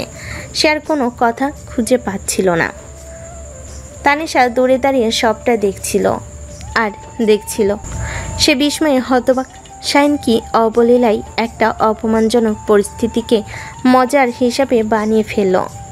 সে নেহা এক বিন্দুও ছাড় দিল না, কিন্তু তার মধ্যেই কোনো ভদ্রভাব বা রাগ ছিল না, বরং ছিল বুদ্ধিমত্তা আর সাধারণ সেন্স অফ হিউমার। সবচেয়ে বড় কথা, শাহিন তার উত্তরের মাধ্যমে তানিশার গুরুত্বকেই সবার সামনে তুলে ধরেছে, যা প্রকারস্থের তানিশার সম্মানকেই রক্ষা করেছে। তানিশা ফোনটা কান থেকে নামিয়ে তাদের দিকে এগিয়ে গেল আর মুখে একটা নিয়ন্ত্রিত হাসি। কিরে, তোরা এখানে হাসাহাসি করছিস কেন? কি হয়েছে? কিছু না, শাহিন ভাই খুব মজার মানুষ। তো তোর তো ভাগ্য ভালো, এমন একজন এন্টারটেইনিং অ্যাসিস্ট্যান্ট পেয়েছিস। নেহা কোনো কথা না বলে মুখ ঘুরিয়ে নিল। তানিশা শাহিনের দিকে তাকালো। এই প্রথমবার সে শাহিনের চোখের দিকে তাকিয়ে সরাসরি তাকালো। তার চোখে কোনো অভিযোগ নেই, কোনো অপমানবোধ নেই, আছে শুধু একটা নির্মল বুদ্ধিদীপ্ত চাহনি। অনেকগুলো ব্যাগ হয়ে গেছে, তাই না? চলুন এগুলো গাড়িতে রেখে আসি, তারপর আমরা কফি খেতে যাব। ঠিক আছে ম্যাম। শাহিন ব্যাগগুলো নিয়ে পার্কিংয়ের দিকে চলে গেল। রিফাত তখন তানিশার পাশে এসে বলল, দোস্ত, লোকটা কিন্তু ব্রিলিয়ান্ট। নেহাকে যে জবাবটা দিল না, দেখার মতো ছিল। তুই সত্যিই লাকি। সে শুধু একটা শব্দই উচ্চারণ করতে পারল। তার ভেতরটা এক নতুন উপলব্ধিতে ভরে উঠেছিল। সে আজ বন্ধুদের সামনে শাহিনকে ছোট করতে চেয়েছিল, কিন্তু শাহিন তার নিজের যোগ্যতায় আর বুদ্ধিমত্তায় সবার সামনে নিজেকে প্রমাণ করেছে। শুধু তাই নয়, সে তানিশার সম্মানকেও এক অন্য মাত্রায় নিয়ে গেছে। কফি শপে বসেও তানিশা বারবার আর চোখে শাইনকে দেখছিল। শাইন একটু দূরে অন্য একটা টেবিলে একা বসেছিল। তাদের প্রাইভেসি নষ্ট করতে চায়নি। তানিশা প্রথমবার বুঝতে পারল শাইন কেবল একজন সাধারণ পিএস নয়, তার ব্যক্তিত্ব অনেক গভীর, তার চিন্তাভাবনা অনেক পরিণত। সে একই সাথে দায়িত্বশীল, বুদ্ধিমান, ধৈর্যশীল এবং মজার। কি রে, তুই কি এত ভাবছিস? বারবার ওদিকে তাকাচ্ছিস যে? না কিছু না, এমনি। কিন্তু সে জানতো সে এমনি তাকাচ্ছিল না। তার মনের মধ্যে শাইনকে নিয়ে যে কৌতূহলটা জন্মেছিল সেটা এখন এক ধরনের মুগ্ধতায় পরিণত হতে শুরু করেছে। এই মুগ্ধতাই তাদের সম্পর্কের পরবর্তী ধাপ হতে চলেছে। শপিং মলের ঘটনাটা তানিশার মনে গভীর ছাপ ফেলেছিল। বাড়ি ফেরার পর থেকে সে এক অদ্ভুত অস্থিরতার মধ্যে ছিল। রাতের খাবার শেষে সে বারান্দায় এসে দাঁড়ালো। ঝিরঝির বৃষ্টি দেখছিল আর নিজের অজান্তেই শাহিনের কথা ভাবছিল। নিচু স্বরে নিজেকে নিজে বলছে, লোকটা আসলেই অদ্ভুত। এমনভাবে অপমানটা সামলে নিল যেন কিছুই হয়নি। আবার আমাকে সবার সামনে কি ভাবছি আমি এসব? হি is just an employee. Tanisha, stop it. রাত গভীর হতে লাগলো, বৃষ্টির বেগও বাড়ল। রাত প্রায় 12টা। হঠাৎ করে কান ফাটানো শব্দে একটা বাজ পড়ল খুব কাছাকাছি কোথাও, আর সাথে সাথেই পুরো বাড়ি ডুবে গেল নিকষ কালো অন্ধকারে। ছোটবেলা থেকেই অন্ধকারে প্রচণ্ড ভয় পাওয়া তানিশা নিজেকে আর সামলাতে পারল না। তার গলা দিয়ে বেরিয়ে এলো এক ভয়ার্ত চিৎকার, যা বৃষ্টির শব্দ ভেদ করে মিলিয়ে গেল। কয়েক মুহূর্ত পরই তার ঘরের দরজায় মৃদু টোকার শব্দ হলো, যা এই ভয়ঙ্কর নীরবতায় তার হৃৎপিণ্ড কাঁপিয়ে দিল। শাইন দরজার বাইরে থেকে শান্ত কিন্তু উদ্বিগ্ন কণ্ঠে বলে, ম্যাম আপনি ঠিক আছেন? আপনার কোনো সাহায্যের প্রয়োজন? আমি শাহিন, প্লিজ দরজাটা খুলুন, ভয় পাবেন না। শাইনের কণ্ঠস্বরটা এই মুহূর্তে পৃথিবীর সবচেয়ে ভরসার শব্দ বলে মনে হলো। তানিশা কোনোমতে টলতে টলতে গিয়ে দরজাটা খুলল। দরজা খুলতে সে দেখল শাহিন দাঁড়িয়ে আছে, এক হাতে জ্বলন্ত মোমবাতি, যার স্নিগ্ধ আলো তার উদ্বিগ্ন মুখে এসে পড়েছে। আপনি ঠিক আছেন তো? আপনার চিৎকার শুনে আমার মনে হলো কোনো বড় বিপদ। শাহিন কথা শেষ করতে পারল না। তানিশার এক মুহূর্ত অপেক্ষা না করে প্রায় হুমড়ি খেয়ে শাহিনের বুকের উপর পড়ল। তার সমস্ত অহংকার, সমস্ত জেদ যেন এই অন্ধকারের ভয়ে ধুয়ে মুছে গেল। শাহিন একটু অপ্রস্তুত হয়েও শক্ত হয়ে তানিশাকে ধরে ফেলে। আরে আরে সাবধানে ম্যাম, কি হয়েছে বলুন তো? আপনার কি কোথাও লেগেছে? তানিশা শাহিনকে আঁকড়ে ধরে ভয়ে কাঁপতে থাকা গলায় বলল, অন্ধকার, আমার খুব ভয় করে। মনে হয় কেউ আছে ঘরে। প্লিজ আমাকে একা রেখে যাবেন না, আমি মরেই যাব ভয়ে। তানিশার কণ্ঠে আরতি আর অসহায়ত্ব শাহিনের ভেতরটাকে নাড়িয়ে দিল। সে বুঝতে পারল এই কঠিন খোলসের আড়ালে থাকা মেয়েটা আসলেই কতটা নরম। একদম ভয় পাবেন না, আমি তো আছি আপনার সাথে। দেখুন আমি আলো নিয়ে এসেছি, চলুন ভেতরে চলুন। আমি কথা দিচ্ছি আপনাকে একা রেখে আমি কোথাও যাব না। শাহিনের ভরসা দেওয়ার কথাই তানিশা কিছুটা শান্ত হলো। সে শাহিনকে ধরে রেখেই ঘরের বাইরে এলো। শাহিন ওকে বিছানায় বসিয়ে দিয়ে মোমবাতিটা পাশের টেবিলে রাখলো। জেনারেটরে মনে হয় বৃষ্টির পানি ঢুকেছে, তাই চালু হতে দেরি হচ্ছে। আপনি চিন্তা করবেন না, কিছুক্ষণের মধ্যেই সব ঠিক হয়ে যাবে। আমি আরও কয়েকটা মোমবাতি জ্বালিয়ে দিচ্ছি, তাহলে আপনার ভয়টা কমে যাবে। সে যখন একটা মোমবাতি জ্বালাতে ব্যস্ত, ঠিক তখনই জানালার বাইরে আবার একটা প্রচণ্ড বাজ পড়ল। তীব্র আলোয় ঘরের ভেতরটা দিনের আলোর মতো আলোকিত হয়ে উঠল। আর সেই আলোয় আমি প্রথমবারের মতো শাহিনের মুখটা খুব কাছ থেকে খুব ভালোভাবে দেখতে পেলাম। চিন্তিত কপাল, গভীর কালো দুটো চোখ, যত্ন করে ছাটা দাড়ি, কি ভীষণ মায়া জড়ানো তার মুখ। বাজের শব্দে আমি আবার চমকে উঠলাম। নিজের অজান্তেই পাশে দাঁড়ানো শাহিনের হাতটা খপ করে ধরে ফেলি। এই অপ্রত্যাশিত স্পর্শে শাহিনও চমকে উঠল। মোমের আলো আধারিতে আমাদের দুজনের চোখাচোখি হলো। ভয় নেই, আমি তো আছি। তানিশা ওর হাতের উপর নিজের আঙ্গুলের বাঁধন আরও শক্ত করে ধরা গলায় বলে, আপনি আপনি সত্যি যাবেন না তো? যদি আবার বাজ পড়ে, যদি আবার সব অন্ধকার হয়ে যায়? কোথাও যাব না, কথা দিচ্ছি। আপনার ঘুম না আসা পর্যন্ত আমি দরজার পাশের ওই চেয়ারটায় বসে থাকব। আপনি একদম চিন্তা না করে ঘুমানোর চেষ্টা করুন। না, চেয়ারে না, চেয়ারটা অনেক দূরে। আপনি আপনি এখানেই বসুন আমার পাশে, তাহলে আমার মনে হবে আমি একা নই। প্লিজ। তানিশার এই অনুরোধ শাইন ফেলতে পারল না। সে কোনো কথা না বলে চুপচাপ বিছানার এক প্রান্তে তানিশার থেকে যথেষ্ট দূরত্ব বজায় রেখে বসল। কিন্তু তাদের হাত দুটো তখনও একে অপরকে ধরেছিল। কিছুক্ষণ পর পরিবেশটা হালকা করার জন্য শাহিন বলল, জানেন, ছোটবেলায় আমিও খুব ভয় পেতাম। বাজ পড়লেই দৌড়ে গিয়ে দাদির আঁচলের নিচে লুকিয়ে থাকতাম। দাদি বলতেন, ভয় পাস না দাদু ভাই, আল্লাহ তার প্রিয় বান্দাদের ভয় দেখিয়ে পরীক্ষা নেন, যেন তারা তাকে আরও বেশি করে মনে করে। আর আমি আলমারির ভেতরে লুকিয়ে থাকতাম। মার একটা নীল শাড়ি ছিল, ওটা জড়িয়ে ধরে বসে থাকতাম। শাড়িটা মায়ের গায়ের গন্ধ ছিল, মনে হতো মা আমাকে জড়িয়ে ধরে আছে। মা চলে যাওয়ার পর থেকে এই অন্ধকারটা যেন আরো বেশি করে ভয় দেখায়। আপনার মা এখন নিশ্চয়ই জান্নাত থেকে আপনাকে দেখছেন, আর তিনি হয়তো চেয়েছেন আজ রাতে তার মেয়েটার ভয় কাটানোর জন্য কেউ একজন তার পাশে থাকুক। আজ থেকে যখনই ভয় লাগবে ভাববেন আপনার মায়ের নীল শাড়িটা নয়, আপনার পাশে এমন কেউ একজন আছে যে আপনাকে নিজের জীবনের চেয়েও বেশি আগলে রাখবে। শাইনের এই কথাই তানিশা আর কোনো উত্তর দিতে পারল না। সে চলো চোখে শাহিনের দিকে তাকিয়ে রইল। এই স্পর্শ, এই ভরসা দেওয়া কথাগুলো, এই গভীর সান্নিধ্য, সব কিছু মিলে এক তীব্র রোমান্টিক অনুভূতি যার সারা শরীরে ছড়িয়ে পড়ল। সে বুঝতে পারল এই মানুষটার জন্য তার মনের মধ্যে যে অনুভূতিটা জন্ম নিচ্ছে সেটা কোনো মুগ্ধতা বা কৌতূহল নয়, তার চেয়ে অনেক বেশি কিছু। সেই ঝড় বৃষ্টির রাতটা তানিশার জীবনের সব কিছু উলটপালট করে দিয়েছিল।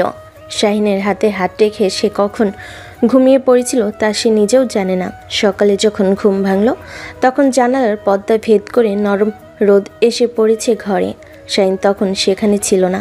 বিছানার পাশে টেবিলে শুধু একটা চিরকুট রাখা।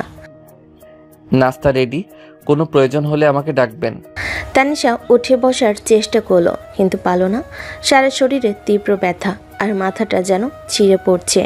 রাতের তীব্র মানসিক চাপ, হঠাৎ ভয় পাওয়া আর এসি ঘরে ঠান্ডা থেকে বারান্দার আর্দ্র হাওয়ায় বারবার যাওয়া আসা সব কিছু মিলে তার শরীরটা বিদ্রোহ ঘোষণা করেছে। উফ, কি হচ্ছে? আমার মাথাটা এভাবে ঘুরছে কেন?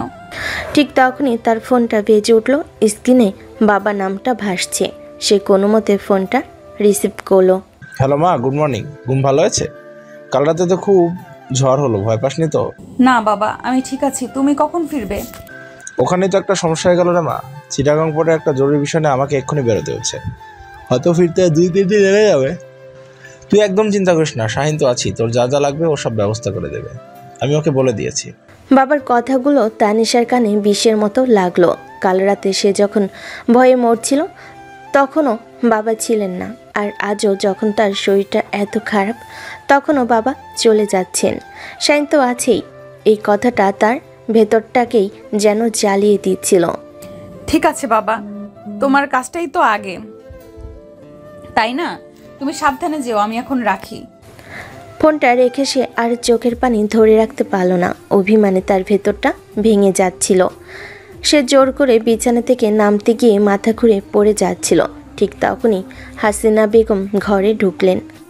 আম্মাজান, এ কি অবস্থা তোমার? গা তো পুইরা যাইতাছে। তুমি দাঁড়ায় আছো কেন?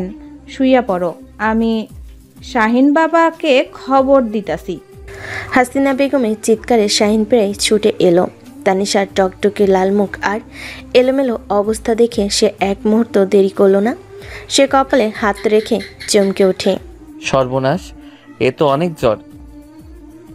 খালা, আপনি ভয় পাবেন না, আমি এক্ষুনি ডাক্তারকে ফোন করছি। আপনি এক গ্লাস গরম পানি দিন তো। ডাক্তার ডাকার কোনো দরকার নেই, এটা সাধারণ ফ্লু, এমনিতেই ঠিক হয়ে যাবে। আপনি শুধু শুধু সিন ক্রিয়েট করবেন না। ম্যাম, আপনার শরীরের তাপমাত্রা অন্তত 102 ডিগ্রির উপরে। এই অবস্থায় এটাকে সাধারণ ফ্লু ভাবাটা বোকামি। প্লিজ তর্ক করবেন না, আপনার এখন বিশ্রামের প্রয়োজন। শাহিনের গলার স্বরে এমন একটা অধিকার আর আন্তরিকতা ছিল যে তানিশার কথা বাড়তে পারল না। সে চুপচাপ বিছানায় শুয়ে পড়ল। আধা ঘন্টার মধ্যে ডাক্তার এসে হাজির হলেন। ডাক্তার পরীক্ষা করে জানালেন ভাইরাল ফিভার, কিন্তু স্ট্রেসার অনিয়ম থাকার অবস্থা একটু জটিল হয়েছে। ডাক্তারের শেষ কথাটা তানিশার কানে এসে লাগলো, আপনার মতো একজন যত্নশীল লোক সবাই কেন শাহিনের প্রশংসায় পঞ্চমুখ। ডাক্তার চলে যাওয়ার পর শাহিন নিজেই ফার্মেসি থেকে ওষুধ নিয়ে এলো। স্যুপ বানানোর জন্য সে রহিম চাচাকে নির্দেশ না দিয়ে নিজেই রান্নাঘরে গিয়ে তদারকি করতে লাগলো। সে কিছুক্ষণের মধ্যে স্যুপের বাটি হাতে ঘরে ঢুকলো। ম্যাম উঠুন, স্যুপটা খেয়ে নিন, আবার ওষুধ খেতে হবে। আমার খেতে ইচ্ছে করছে না, আপনি নিয়ে যান।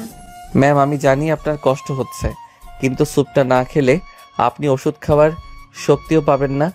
আপনার বাবা আমাকে আপনার সম্পূর্ণ দায়িত্ব দিয়ে গেছেন। এখন যদি আপনার কিছু হয় আমি স্যারকে কি জবাব দেব? প্লিজ আমার কথা ভেবে হলেও কয়েক চামচ মুখে দিন। শাহিনের কণ্ঠে এমন একটা আকুতি ছিল যে তানিশা আর না করতে পারল না। সে উঠে বসল। শাহিন নিজের হাতে চামচে করে স্যুপ তুলে তার মুখের সামনে ধরল। তানিশার প্রচণ্ড অস্বস্তি হচ্ছিল, কিন্তু তার শরীর এতটাই দুর্বল ছিল যে প্রতিবাদ করার শক্তিও ছিল না। রাতে জ্বর আর বাড়ল না। তানিশা জ্বরের ঘরে ছটফট করতে লাগলো। শাহিন সারা রাত তার শিওরে বসে রইল। সে নিজের হাতে ভেজা কাপড় দিয়ে তানিশার কপালে জলপট্টি দিয়ে যাচ্ছিল। গভীর রাতে যখন হাসিনা বেগম তাকে বিশ্রাম নিতে বলেন, সে মৃদু হেসে না করে দিল। জ্বরের তীব্রতায় তানিশার চেতনা প্রায় লুপ্ত হয়ে এসেছিল। সে আধো ঘুম আধো জাগরণের এক ঘোরের মধ্যে চলে গিয়েছিল। এই ঘোরের মধ্যেই তার অবচেতন মনে জমে থাকা সব কষ্ট, সব যন্ত্রণা বেরিয়ে আসতে শুরু করলো। বাবা তুমি এসেছো, দেখো আমার কত জ্বর, তুমি একটু আদর করবে না?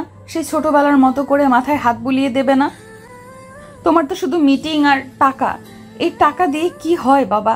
আমার কোনো দামি গাড়ি লাগবে না, আমার জন্মদিনে দামি গিফটও লাগবে না, আমার শুধু তোমাকে লাগবে, শুধু কয়েক ঘন্টার জন্য। প্লিজ তুমি যেও না। শাহিন চুপচাপ তার পাশে বসে কথাগুলো শুনছিল। তার বুকের ভেতরটা ব্যথায় মোচড় দিয়ে উঠল। এই হাসি খুশি অহংকারী মেয়েটার ভেতর এত কষ্ট জমে আছে। আমার একটাও বন্ধু নেই, মানে আসল বন্ধু, সত্যিকারের বন্ধু হিসেবে কেউ নেই। সবাই আমার বাবার মেয়ে আফতাব চৌধুরীর মেয়েকে চেনে, তানিশাকে কেউ চেনে না, কেউ ভালোবাসে না। আমি খুব একা, খুব একা। কথাগুলো বলতে বলতে তানিশার চোখ দিয়ে পানি গড়িয়ে পড়ছিল। শাহিনা নিজেকে ধরে রাখতে পারল না। সে কোনো কথা না বলে আলতো করে তানিশার হাতটা নিজের হাতের মধ্যে তুলে নিল। তার শীতল হাতটা যেন শাহিনের উষ্ণ হাতের মধ্যে আশ্রয় খুঁজছিল। এই স্পর্শটা পেয়ে তানিশা যেন কিছুটা শান্ত হলো। সে চোখ না খুলেই বলতে লাগলো, জানেন কাল রাতে আমার একটুও ভয় করেনি, এই অন্ধকারেও না, কারণ আপনি ছিলেন। আপনার হাতটা ধরে মনে হচ্ছিল পৃথিবীর কোনো বিপদই আমাকে ছুঁতে পারবে না। আপনি কি সব সময় আমার পাশে এইভাবেই থাকবেন? আমাকে ছেড়ে চলে যাবেন না তো? শাহিন কোনো উত্তর দিল না। সে শুধু আলতো করে তানিশার হাতে চাপ দিল। একটা নীরব প্রতিশ্রুতি। এই মুহূর্তে কোনো কথার প্রয়োজন ছিল না। এই নীরবতাই ছিল হাজারটা শব্দের চেয়ে বেশি শক্তিশালী। তানিশা আর কিছু বলল না। সে শাহিনের হাতটা ধরে রেখেই শান্ত হয়ে ঘুমিয়ে পড়ল। শাহিন সারা রাত সেভাবেই বসে রইল, এক মুহূর্তের জন্য হাতটা ছাড়ল না। পরের দিন সকালে যখন তানিশার ঘুম ভাঙল, তখন জ্বরটা অনেক কম। সে চোখ খুলে দেখল ভোরের আলো ফুটেছে, আর শাহিন ঠিক সেভাবেই তার পাশে বসে আছে, তার হাতটা ধরে। তবে বসে নেই, ক্লান্তিতে চেয়ারের উপরে মাথা রেখে ঘুমিয়ে পড়েছে। তার এলোমেলো চুল, ক্লান্ত মুখ, সব কিছু দেখে তানিশার বুকের ভেতরটা মায়ায় ভরে গেল। সে বুঝতে পারল তাদের মধ্যে থাকা সমস্ত অদৃশ্য দেওয়াল, সমস্ত অহংকার আর দূরত্বের বাধা এই এক রাতে ভেঙে চুরমার হয়ে গেছে।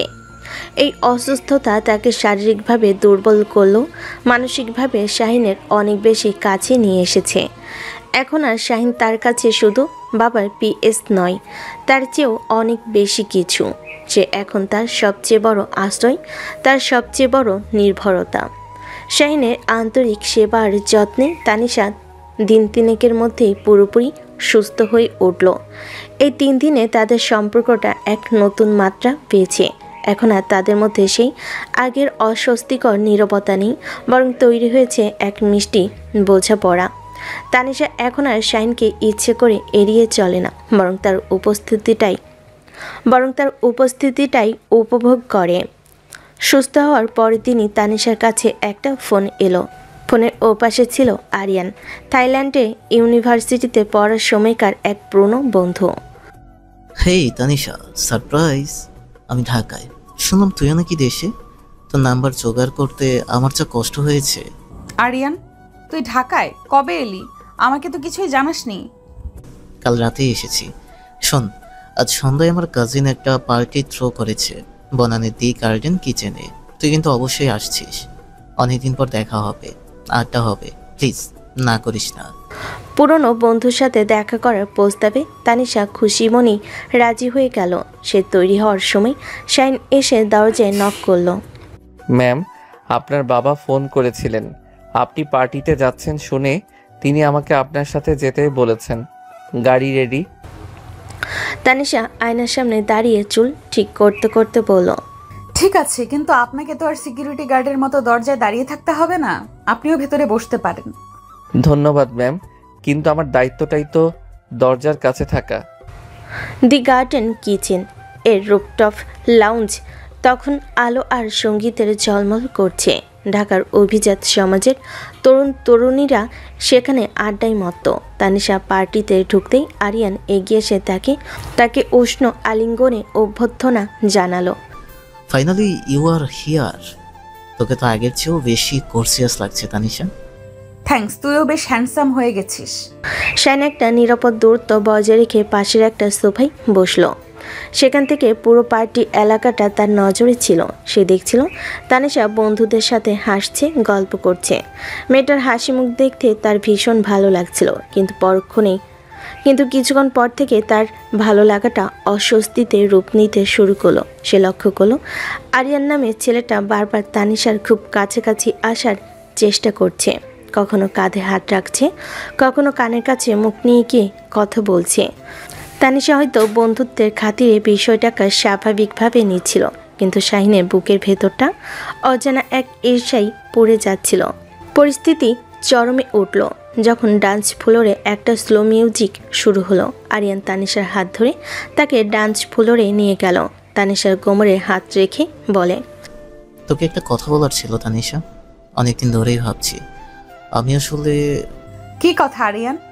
আরিয়ান কিছু বলার আগেই তার মুখের খুব কাছাকাছি ঝুঁকে এলো। শাইন দূর থেকে দৃশ্যটা দেখে তার নিজেকে নিয়ন্ত্রণ করতে পারল না। তার মনে হলো কেউ যেন তার সবচেয়ে মূল্যবান জিনিসটা কেড়ে নিতে চাইছে। তার মাথায় আর কোনো পেশাদারিত্ব বা দায়িত্ববোধ কাজ করলো না। সে বিদ্যুৎ বেগে ওঠে দাঁড়িয়ে সোজা ডান্স ফ্লোরের দিকে এগিয়ে গেল। তানিশা বা আরিয়ান কিছু বুঝে ওঠার আগে শাইন প্রায় একরকম টেনে তানিশার হাত ধরে আরিয়ানের কাছ থেকে ছাড়িয়ে নিল। শাহিন, হোয়াট দ্য হেল, আপনি এটা কি করছেন? পার্টি শেষ, আমরা এখন বাড়ি ফিরছি। এক্সকিউজ মি, আপনি কে? আর আপনি ওকে এভাবে ট্রেনে নিয়ে যাচ্ছেন কেন? আমি কে সেটা আপনার না জানলেও চলবে। চলুন ম্যাম। সে তানিশার কোনো কথার উপেক্ষা না করে প্রায় জোর করে হাত ধরে টেনে পার্টির বাইরে নিয়ে আসতে লাগলো। তানিশা অপমান আর বিস্ময়ে হতবাক। লিভ মাই হ্যান্ড শাহিন, আপনি পাগল হয়ে গেছেন? সবার সামনে আপনি আমাকে এভাবে অপমান করছেন? গাড়িতে ওঠার পর তানিশার আগে ফেটে পড়ল। শাহিন চুপচাপ গাড়ি চালাচ্ছে, তার চোয়াল শক্ত, দৃষ্টি সামনের রাস্তার দিকে। আপনার সমস্যাটা কি? হ্যাঁ, আপনি নিজেকে কি মনে করেন? আমার বাবা আপনাকে আমার পড়াশোনার দায়িত্ব দিয়েছেন, আমার জীবন নিয়ন্ত্রণ করার অধিকার দেননি। কি অধিকারে আপনি আমার বন্ধুর সাথে এমন ব্যবহার করলেন? কোন অধিকারে আপনি আমাকে এভাবে টেনে নিয়ে এলেন? শাইন কোনো উত্তর দিল না। তার এই নীরবতা তানিশার রাগকে আরও বাড়িয়ে দিচ্ছিল। কথা বলছেন না কেন? উত্তর দিন। আপনি কি আমার পার্সোনাল বডিগার্ড নাকি আমার মালিক? আপনি আপনার সীমা ভুলে যাচ্ছেন মিস্টার শাহিন। আপনি আমার বাবার একজন বেতনভুক্ত কর্মচারী ছাড়া আর কিছুই নন। কর্মচারী শব্দটা শাহিনের বুকে তীরের মতো বিঁধল। সে হঠাৎ করে রাস্তার পাশে গাড়িটা সজোরে ব্রেক কষে থামিয়ে দিল। তারপর পুরো শরীর ঘুরিয়ে তানিশার দিকে তাকালো। তার চোখে এমন এক তীব্র আবেগ যা তানিশা আগে কখনো দেখেনি। হ্যাঁ, আমি তোমার বাবার বেতনভুক্ত কর্মচারী, কিন্তু আমারও তো একটা মন আছে, তাই না? আমারও তো কষ্ট হয়, ঈর্ষা হয় যখন অন্য কোনো ছেলে তোমার এতটা কাছে আসে, তোমার হাত ধরে, তোমার কোমরে হাত রাখে। আমার ভেতরটা জ্বলে পুড়ে যায়। আমি সহ্য করতে পারি না তানিশা। আর কেন হয় তাও আমি জানি না। শাহিনের এই আশঙ্কিক আবেগ প্রকাশে তানিশা স্তব্ধ হয়ে গেল। তার সমস্ত রাগ, সমস্ত ক্ষোভ যেন এক মুহূর্তে উবে গেল। সে অবাক হয়ে শাহিনের চোখের দিকে তাকিয়ে রইল। আপনার আপনার কেন ঈর্ষা হবে? কেন কেন আপনি সহ্য করতে পারেন না? সে দুহাতে তানিশার মুখটা তুলে ধরে আকুল চোখে বলে, কারণ আমি তোমাকে ভালোবাসি তানিশা, পাগলের মতো ভালোবাসি। যেদিন প্রথম তোমাকে এয়ারপোর্টে দেখেছি সেদিন থেকেই তোমার অহংকার, তোমার রাগ, তোমার হাসি, সব কিছুকে আমি ভালোবেসে ফেলেছি। তাই তোমার কোনো ক্ষতি, কোনো অপমান আমি সহ্য করতে পারবো না। ওই ছেলেটা তোমার যোগ্য নয়, আমি ওর চোখের ভাষা পড়তে পারছিলাম।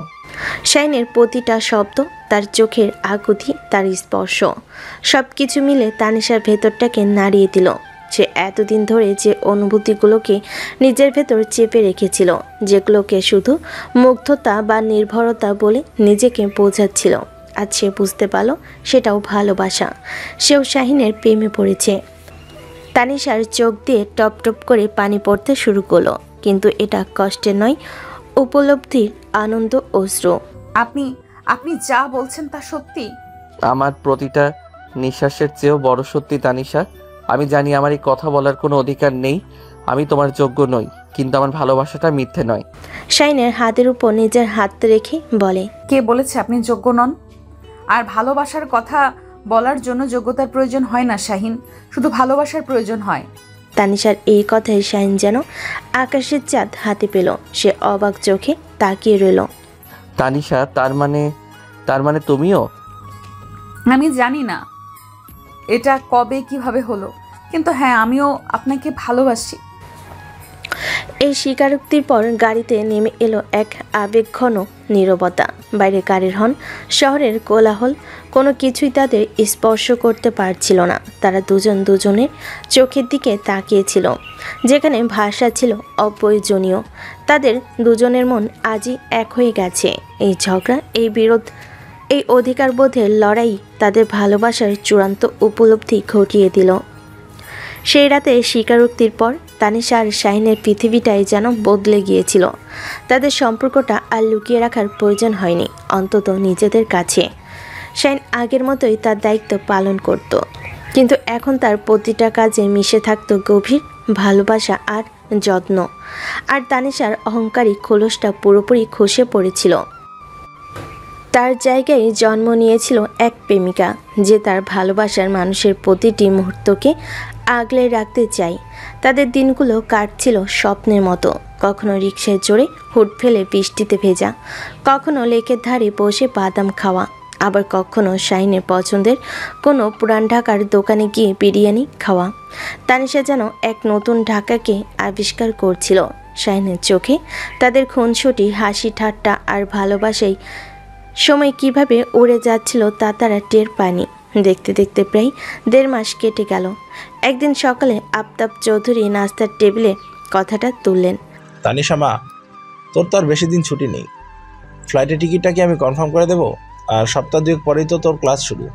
বাবার কথাটা শোনার সাথে সাথে তানিশা আর শাহিন দুজনের দিকে তাকালো। তাদের দুজনেরই হাসি খুশি মুখটা এক মুহূর্তে ফ্যাকাশে হয়ে গেল। তারা ভুলেই গিয়েছিল যে এই সুন্দর সময়টা চিরস্থায়ী নয়। তানিশাকে ফিরে যেতে হবে। খুব ভালোবাসি। হ্যাঁ বাবা, করে দিও। সেই দিনটার পর থেকেই তাদের দুজনের উপর যেন এক বিষণ্ণতার ছায়া নেমে এলো। তাদের হাসি ঠাট্টা কমে গেল। খুনসুটির জায়গায় নিল এক বিষাদ নীরব বিষাদ। তারা একে অপরের পাশে বসে থাকতো ঘন্টার পর ঘন্টা, কিন্তু কোনো কথা খুঁজে পেত না। বিদায়ের অদৃশ্য দেওয়ালটা যেন তাদের মাঝখানে এসে দাঁড়িয়েছিল। একদিন বিকেলে বাগানে হাঁটতে হাঁটতে তানিশা বলে, আচ্ছা শাহিন, সময় এত তাড়াতাড়ি চলে যায় কেন? মনে হচ্ছে এই তো সেদিন আমি এয়ারপোর্টে আপনার সাথে ঝগড়া করেছিলাম। সুন্দর সময়গুলো বোধহয় এমনই হয় তানিশা, খুব দ্রুত চলে যায়, কিন্তু সারা জীবনের জন্য স্মৃতি রেখে যায়। কিন্তু আমি স্মৃতি নিয়ে বাঁচতে চাই না, আমি আপনাকে নিয়ে বাঁচতে চাই।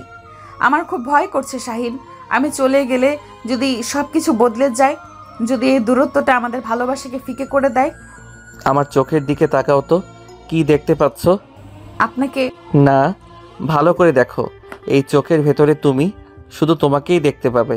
এই ভালোবাসা যদি দূরত্বে ফিকে হয়ে যাওয়ার হতো তাহলে সেটা ভালোবাসাই নয় তানিশা, সেটা হয়তো ক্ষণিকের মোহ ছিল। আমার ভালোবাসা মোহ নয়, আমার বিশ্বাস। শাহিনের কথাই তানিশা ভরসা পেত, কিন্তু পরক্ষণেই বিদায়ের চিন্তাটা তাকে আবার বিষণ্ণ করে দিত। তাদের রোমান্টিক মুহূর্তগুলো এখন আর আগের মতো আনন্দময় ছিল না, বরং তাতে মিশে থাকতো এক চাপা কষ্ট। দেখতে দেখতে তানিশার যাওয়ার দিন চলে এলো। আগের রাতটা ছিল তাদের জন্য সবচেয়ে কঠিন রাত। শাহিন তানিশাকে নিয়ে গিয়েছিল ধানমন্ডি লেকের ধারে, তাদের সবচেয়ে প্রিয় জায়গাটাতে। লেকের নিস্তব্ধ পরিবেশ, মৃদু বাতাস আর আকাশে আদোখানা চাঁদ, সব কিছু মিলিয়ে পরিবেশটা ছিল ভীষণ আবেগ ঘন। তারা পাশাপাশি বসেছিল, কিন্তু কেউ কোনো কথা বলছিল না। নীরবতায় যেন তাদের ভেতরের কষ্টটাকে প্রকাশ করছিল। আমি যেতে চাই না শাহিন। আমিও তোমাকে যেতে দিতে চাই না। মনে হচ্ছে আমার শরীরের একটা অংশ কেউ ছিঁড়ে নিয়ে যাচ্ছে, কিন্তু যেতে তো হবেই তানিশা।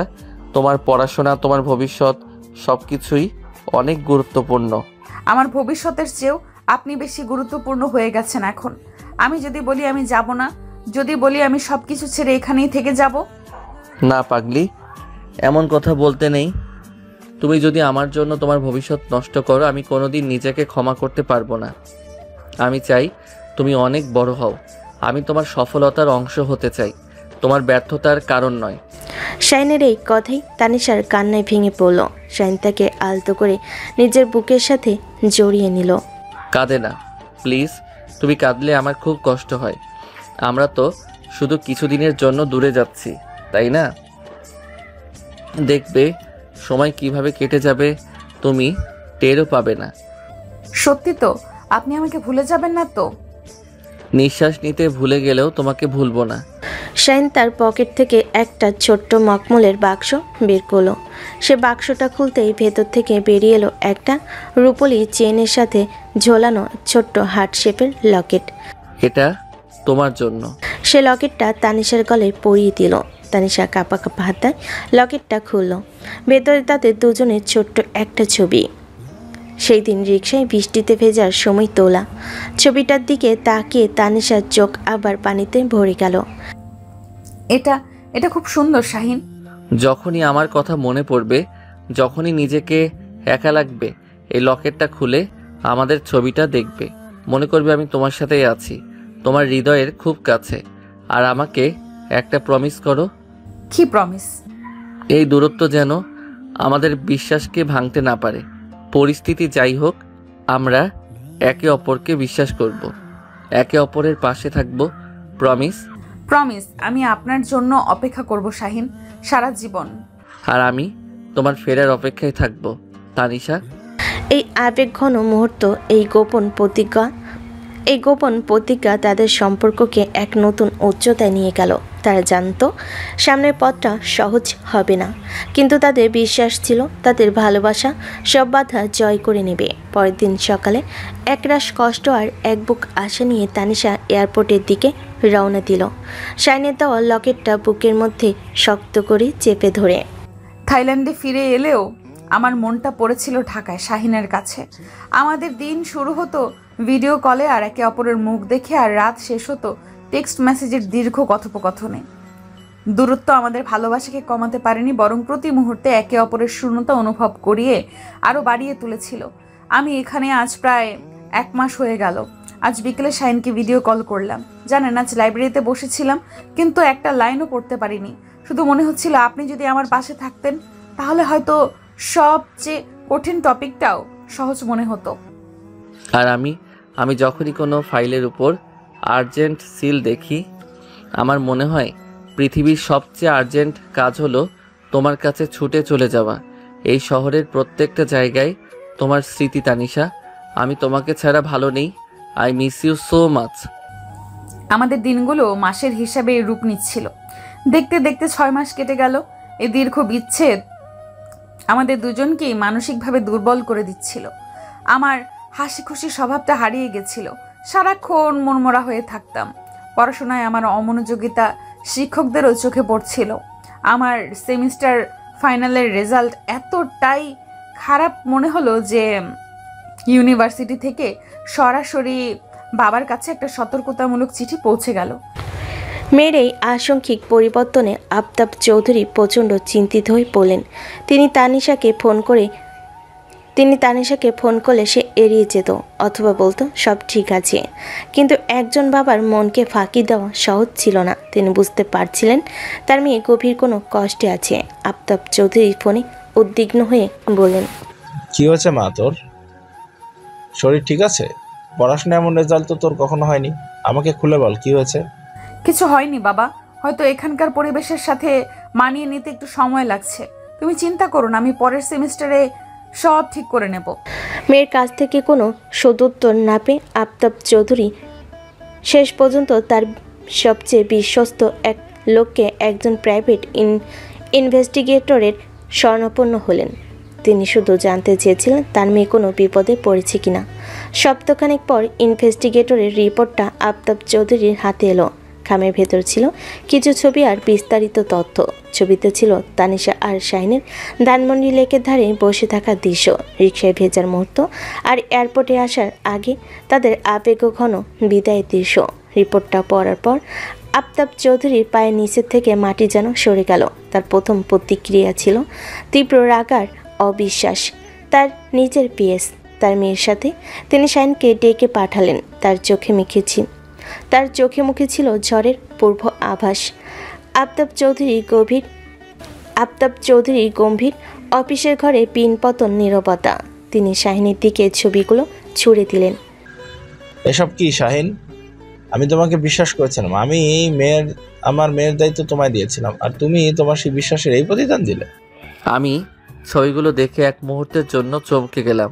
পরক্ষণেই নিজেকে সামলে নিয়ে বললাম, স্যার আমি তানিশাকে ভালোবাসি, আর এই অনুভূতিটা মিথ্যে নয়। ভালোবাসো? যোগ্যতা আছে তোমার আমার মেয়েকে ভালোবাসার? তুমি তো আমার একজন কর্মচারী, তুমি ওকে কি দিতে পারবে? স্যার আমি হয়তো আপনার মতো সম্পদ ওকে দিতে পারবো না, কিন্তু আমি ওকে সারা জীবন সম্মান, বিশ্বাস আর আনকন্ডিশনাল ভালোবাসা দিতে পারবো। আমি ওকে সেই সময়টা দিতে পারবো যেটার জন্য ও সব সময় আপনার কাছে আকুল হয়ে থাকে। আমি হয়তো ওর সব ইচ্ছা পূরণ করতে পারবো না, কিন্তু আমি ওকে কোনোদিন একা অনুভব করতে দেব না, যেটা সে অনেক বছর ধরেই অনুভব করে আসছে। স্যার আপনার মেয়ে ভিতর থেকে খুব একা, সে চায় আপনি তাকে সময় দিন। তানিশা আপনাকে অনেক ভালোবাসে, কিন্তু আপনার ভালোবাসা সে এখনো পায়নি। বিশ্বাস করেন স্যার, আমি আপনার মেয়েকে কোনোদিন একা থাকতে দেব না। সে শুধু চায় তার একাকিত্বর ভাগ নেওয়ার একজন সাথী, কিন্তু ভুলবশত সে আমাকে বেছে নিয়েছে, আর আমিও তাকে। তবে আপনাকে আমি নিরাশ করব না স্যার, এটা নিশ্চিত থাকতে পারেন। আপনার মেয়েকে আমি অনেক সুখে রাখব। শাহিনের প্রতিটি শব্দ ছিল সৎ আর আত্মবিশ্বাসে পরিপূর্ণ। তার চোখে কোনো ভয় বা লোভ ছিল না, ছিল শুধু ভালোবাসা। আফতাব চৌধুরী তার দিকে তাকিয়ে রইলেন। তার রাগটা ধীরে ধীরে কমে আসছিল। মনে পড়ছিল তানিশার মনমরা মুখ, তার রেজাল্ট খারাপ হওয়া, তার একাকিত্ব। তিনি নিজের ভুলটা বুঝতে পারছিলেন। তিনি মেয়েকে পৃথিবীর সব কিছু দিয়েছেন, শুধু নিজের সঙ্গটাই দেননি। আর সেই শূন্য স্থানটা পূরণ করেছে শাহিন। তিনি শাহিনের সততা আর যোগ্যতা সম্পর্কে আগে থেকেই জানতেন। তিনি বুঝতে পারলেন তার মেয়ের জন্য শাহিনের চেয়ে ভালো আর কেউ হতে পারে না। তার কঠোর মনটা মেয়ের কষ্টে গলে গেল। আমার মেয়েটা ভালো নেই শাহিন, 6 মাস ধরে হাসতে ভুলে গেছে। আমি বাবা হয়ে ওর কষ্টটা বুঝতে পারিনি। তিনি ড্রয়ার খুলে একটা খাম বের করে শাহিনের দিকে এগিয়ে দিলেন। এর ভিতরে ব্যাংককের টিকিট আর হোটেলের বুকিং, কাল সকালে ফ্লাইট। আমার মেয়েটাকে ফিরিয়ে নিয়ে এসো, আর ওকে বলো ওর বাবা ওর খুশির সামনে কোনোদিন বাধা হয়ে দাঁড়াবে না। এক সপ্তাহ পর ব্যাংককের সুকুমভিত এলাকায় এক ব্যস্ত রাস্তা। তানিশা ভার্সিটি থেকে মনমরা হয়ে ফিরছিল।